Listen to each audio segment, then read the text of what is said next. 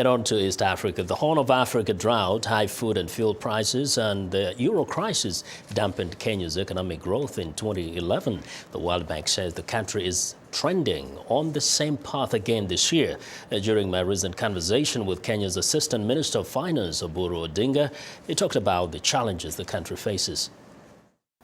The other factors which affected our growth was a very severe drought in the country, which meant that we had to import our staple food. Now this is maize, and the prices of maize in the international markets were not friendly. Actually, picking it up from there, there are some who say that the biggest problem sometimes a country like Kenya suffers is poor management of resources, poor planning, and lack of realistic development strategies. For example, at the time when there was a drought in northeastern province, there were farmers in certain parts of Kenya who were saying, we have a lot of food here. We are throwing away food because we cannot transport this to the marketplaces. What do you make of that? When we put up in 2009, strategy for recovery, from our post-election violence problem, including a very severe drought in 2008, we put up what was called economic stimulus program, and this stimulated, production of staples like maize. And because of that growth, which perhaps was not planned for, there was excess production of maize, and there was no sufficient storage. So a lot of it went into rot, a lot of it went into waste. So I agree with you that we need to do more. Self-sufficiency must be coupled with sufficient storage facilities for the production, because what we are putting in place now is to reduce dependence of the country on rainfall. We know that there's no country in the world that has developed and succeeded without identifying the strengths of its different regions and having strategic plans to maximize the strengths of that region, so that all of them pulling together really can help a country be stable and grow economically.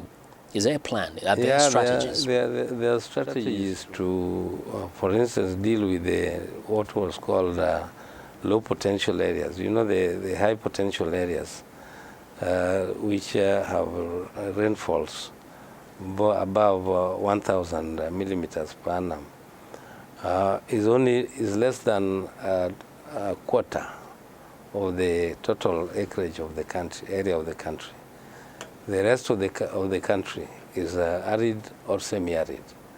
And being arid or semi-arid does not mean that they are non-productive.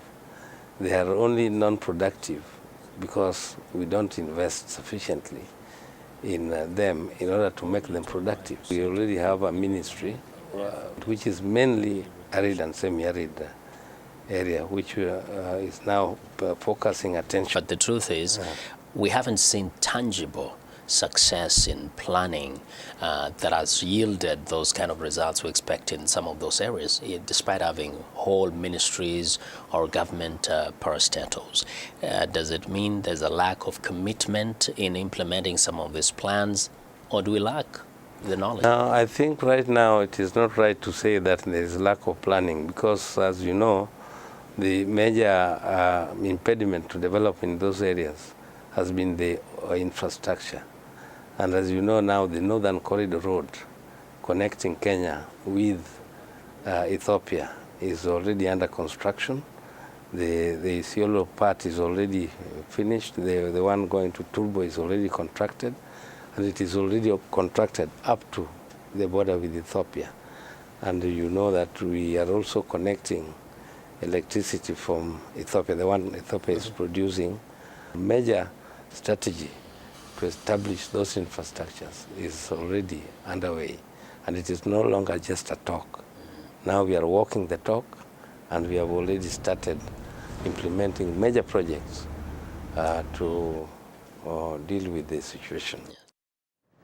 Well, that was Oburu Odinga, Kenya's Assistant Minister of Finance, speaking to us about the nation's economic future.